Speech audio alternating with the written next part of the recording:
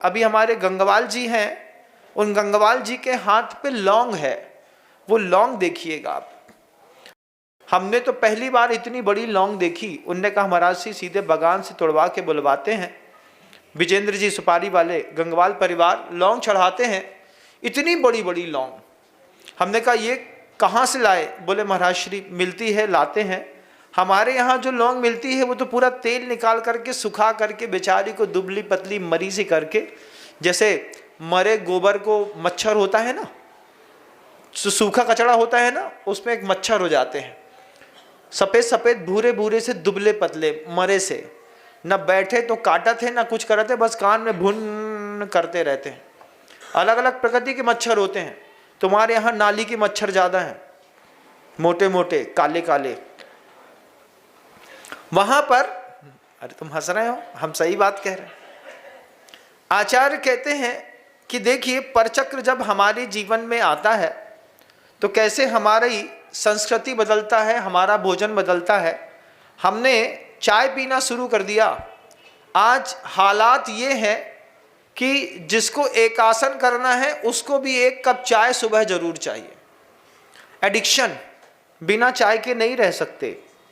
अच्छे थे हम लोग, 20 साल की छोटी सी उम्र में सब कुछ छोड़ करके एक महान गुरु के सानिध्य में आकर के चाय बहुत दूर छूट गई।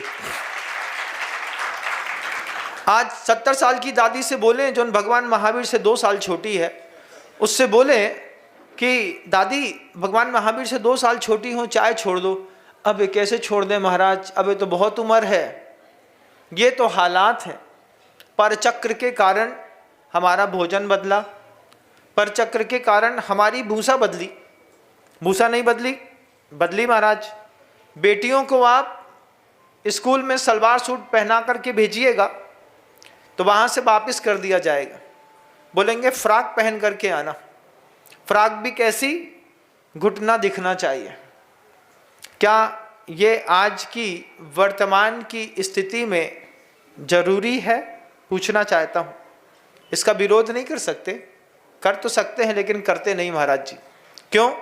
क्योंकि दिमाग में परचक्र इतना हावी है कि दुनिया की अव्वल दर्जे की शिक्षा और इंसानियत किसी ने सिखाई है तो सिर्फ ईसाइयों ने सिखाई है। आपके दिमाग में ये बात घुसी है बहुत गहरी कि सबसे बेस्ट एजुकेशन जहाँ भी मिलेगी वो सिर्फ ईसाइयों के स्कूलों में मिलेगी। तो वहाँ पर जाने पर आपकी बेटी को, जवान बेटी को घुटने से 4 अंगुल ऊपर की फ्रॉक पहन करके जाना होता है। उनसे पूछो तो वो कहते हैं सेकुलरिज्म का ज़माना है, समाजवाद होना चाहिए। फिर उन्हीं से पूछें कि जब हमारे सलवार सूट में आपको धार्मिक उन्मादता दिखती है तो आपकी टाई में क्या जीसस नहीं दिखाई देता?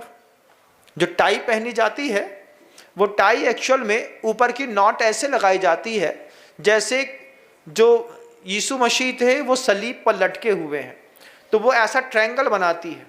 और नीचे की टाई का फोकस देखिएगा, वो ट्रेपर होता है ट्रायंगल, उसको उठा करके ऐसा देखने पर क्रॉस दिखाई देता है। कभी महसूस करिएगा इन चीज़ों को। लेकिन हमने परचक्र के आक्रमण पर टाई पहनना पसंद किया लेकिन सलवार सूट छोड़ दिया। चुन्नी पहन करके अगर आज आप चले जाएंगे स्कूल में तो लोग बोलेंगे ये देखो ये धार्मिक उन्मादता का विषय है, जबकि ये हमारे यहाँ की परंपरा थी। 200 साल परचक्र के उदय में हमारा सब कुछ बदल गया। आज शांतिनाथ भगवान की, चूंकि हम शांति विधान कर रहे हैं, शांति विधान में लिखा है चक्रेण यह शत्रु भयंकरेण जित्वा नपः सर्व नरेंद्र चक्रम समाधि चक्रेण पुनर्जिगाय महोदयो दुर्जय मोह चक्रम। पहले तो व्यवहार में बाहर का परचक्र, उससे बच लो। बाहर के परचक्र से बदले पर भूसा बदली, संस्कृति बदली।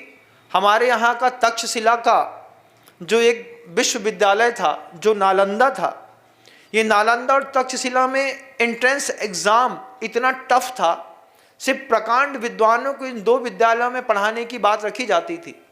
लेकिन उन्होंने एक बार लिख दिया कि जब अंग्रेज इस भारत पर आए, इस भारत पर भूखे नंगे और भिखारियों का देश था, जहाँ पर अशिक्षा इतनी हावी थी कि 97% लोग अशिक्षित रहते थे। इतिहास आपको पढ़ाया, आपने मान लिया।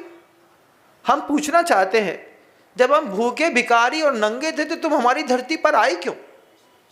हमारी धरती से सोमनाथ का मंदिर ऊँटों पे लाद करके तुम ले गए, जहाज भर भर के सोना ले गए। इंग्लैंड भिखारियों का टापू था बंधु, वहां पर खाने के लिए सी फूड के अलावा कुछ दिखाई नहीं देता था। आज इंग्लैंड जाकर के उसकी समृद्धि देखिएगा, उस समृद्धि में 82% हाथ भारत के धन का है।